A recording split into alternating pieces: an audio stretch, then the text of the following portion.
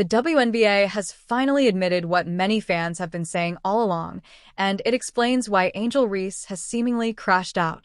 After nearly 2 years of denial, ESPN and league executives are now openly acknowledging that Caitlin Clark is the single biggest driver behind the league's historic growth and millions in added value.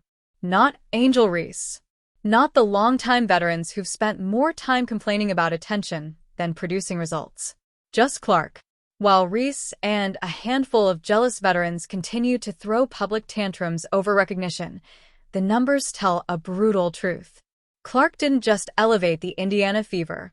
Her arrival lifted the entire WNBA out of mediocrity and into mainstream relevance. So the real question is this: why did it take the league so long to acknowledge their golden goose? Drop your thoughts in the comments below. Because of Caitlin Clark. When she came into the league, the Indiana Fever were third last in attendance.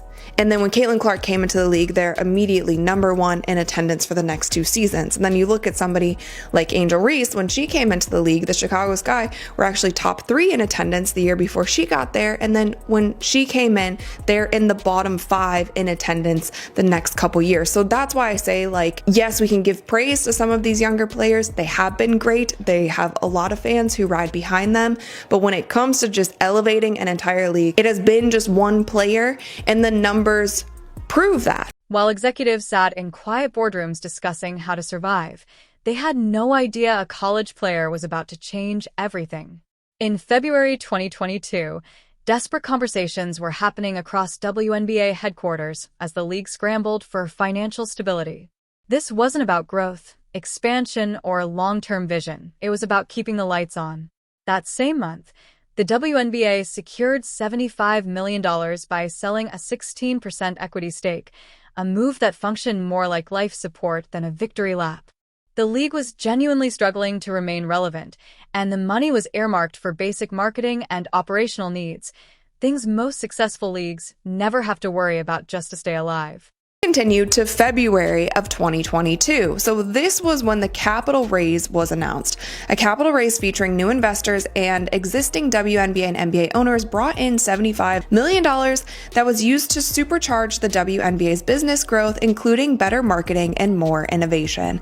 And this is when we talk about the split, you guys, and why it's very hard for players to get more of a revenue share than what they're asking for. 42% of the WNBA is owned by the WNBA. 42% is owned by the NBA, and 16% is owned by this investor group. Now, looking back at it, you guys, the WNBA was not doing well in 2020. Those boardroom meetings were far from glamorous. Executives were quietly discussing how to avoid contraction as some teams struggled to draw even modest crowds, and television ratings raised serious red flags. The situation was dire enough that the NBA had to step in as part of the bailout process, with private investors coming aboard expecting only modest returns. No one was talking about billion-dollar media deals or explosive growth. During this capital raise, the league was valued at $1 billion, a figure that sounds impressive until you realize they were selling equity simply to keep operating. These weren't bold expansion talks or visionary strategy sessions. They were survival conversations, focused on preventing the WNBA from fading into a footnote in sports history. This might have been a decision that they felt like they needed to make in order to continue the league, like in order for the league not to fold, in order for, like they said here, to supercharge the business growth, to include better marketing and more innovation. Meanwhile, Caitlin Clark was already rewriting the college basketball record books at Iowa, pulling in massive television audiences that completely dwarfed WNBA viewership at the time. She was generating the kind of buzz and mainstream attention league executives could only dream about during those closed-door financial crisis meetings. The irony couldn't have been more perfect. While the league was planning for basic stability, Clark was quietly creating the blueprint for explosive growth. Private investors believed they were buying into a stable but limited sports property, expecting steady yet unremarkable returns over several years. Every presentation was built on conservative projections, with modest growth targets and cautious optimism. No one anticipated that a single college player would transform the league's entire business model within 24 months. Marketing discussions focused on incremental gains, reaching existing basketball fans a little more efficiently. Expanding the fan base felt unrealistic under tight financial constraints, and social media strategies were designed to maintain current engagement levels, not ignite the kind of explosive growth Clark would soon deliver.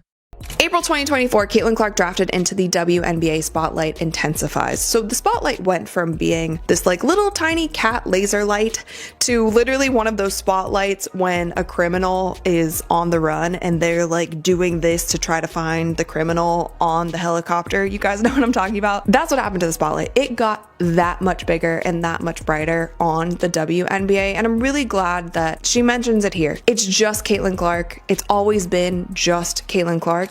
Clark's arrival flipped those conservative projections on their head. The same league that had just needed emergency funding suddenly became appointment television. Games that once struggled to draw attention were now selling out arenas nationwide, and television networks began aggressively bidding for broadcast rights instead of treating WNBA games as filler content. Clark didn't just improve the product. She transformed a survival plan into a thriving, billion-dollar sports empire. The desperate 2022 capital raise quietly became the foundation for unprecedented success, and private investors who expected modest, steady returns found themselves riding the wave of a full-blown sports entertainment phenomenon. Almost overnight, a league focused on basic stability turned into the fastest-growing professional sports property in America, forcing executives to finally confront an uncomfortable truth about who their real golden goose had been all along. Yes, there are other great young players who have come into this league, but it has truly been the Caitlin Clark effect. Even if you look at the viewership for Iowa this year, the viewership for Iowa in the past couple years, even after Caitlin Clark departed, there are still people that are tuned into Iowa when Iowa was never at the top of the viewership numbers. It's because of Caitlin. ESPN executives have finally admitted what everyone already knew, but the real question is why it took them 2 years to say it out loud. The answer came wrapped in a historic 11-year media rights deal worth $2.2 billion. Disney, Amazon Prime, and NBC Universal didn't commit that kind of money for Angel Reese or for veteran complaints about attention. They paid for Caitlin Clark's audience. The deal averages roughly $200 million per year, a massive leap from the league's previous media agreements, and network executives were no longer subtle about the reason. They openly pointed to the surge in viewership and fan engagement driven by Clark, whose arrival transformed the WNBA from a programming afterthought into true appointment television. So, why did league officials spend 2 years dancing around her impact? Several factors explain the delay. Fear of controversy over crediting one player too heavily, internal league politics as veterans pushed back against Clark's spotlight, and plain denial. Admitting that a single rookie effectively saved the league is an uncomfortable truth for executives who've been running it for decades. It's the Caitlin Clark effect for a reason. And Alexa Philippou says here, she says the fanfare Clark received from college carried over to the WNBA, which saw a historic year in attendance, viewership, and other key metrics. While Clark was a driving force of the sport's rise in popularity, other college stars such as fellow 2024 draftee Angel Reese and more recently 2025 #1 pick Paige Bueckers also brought significant followings to the WNBA. And I will agree, they brought significant followings, but some of those followings haven't translated to viewership and attendance. The success of the new media deals ultimately forced the league's hand. When networks are writing 9-figure checks specifically because of Caitlin Clark's drawing power, it becomes impossible to pretend the surge is just generic league-wide growth. ESPN executives had no choice but to publicly credit Clark as the main attraction, especially since their business partners were already acknowledging it behind closed doors. Her presence completely transformed the WNBA's negotiating position. Just 2 years earlier, the league was scrambling through desperate capital raises in 2022, begging for investment simply to stay operational. Fast forward to today, and they're negotiating from a position of strength, with multiple networks aggressively bidding for their content. That reversal happened because Clark turned casual viewers into dedicated fans who actually tune in and show up. The strategic shift is impossible to miss. Survival mode conversations about basic operations evolved into expansion talks about new franchises and international games. Clark's popularity unlocked revenue streams executives never even imagined during those tense financial crisis meetings.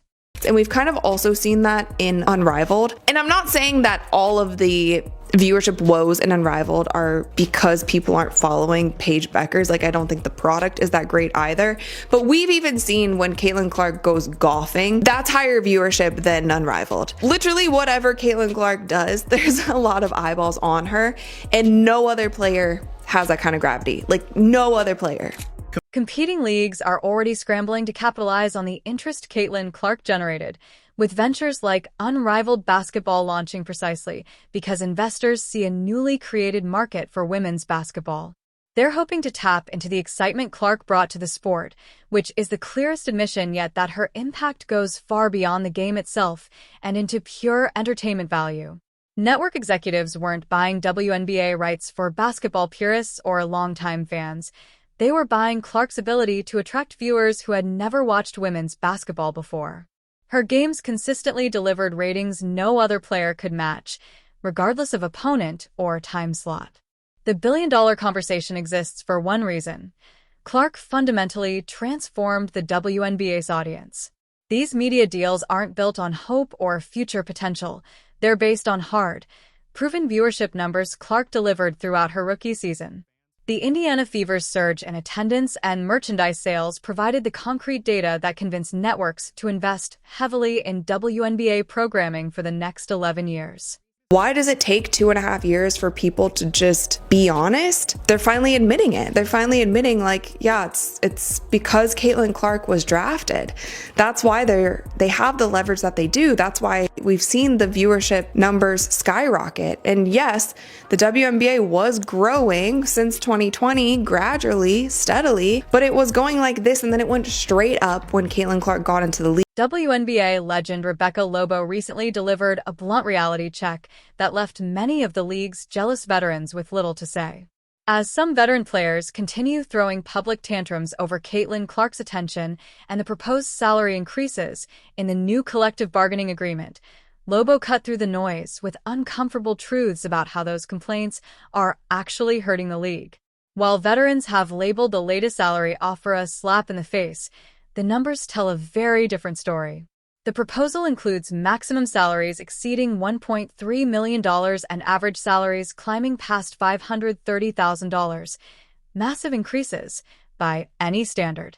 Yet instead of celebrating these historic gains, some players chose to loudly complain about not receiving the same level of attention or recognition as Clark, exposing a disconnect between personal grievances and the league's unprecedented progress. Rebecca Lobo, worried WNBA players are losing fan support in CBA talks. Quote, when a deal is presented that's over $1 million max salary and revenue share, it's called a slap in the face. Just use different words. This is an article posted by Awful Announcing. Within it, it says, quote, some of the rhetoric I've heard from their side has been a little bit troublesome, she said.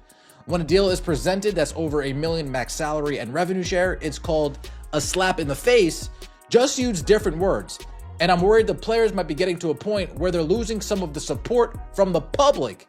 And I think that's been a big part of this all along. Lobo warned that using such loaded language to describe major salary increases is alienating fans and quietly eroding public support.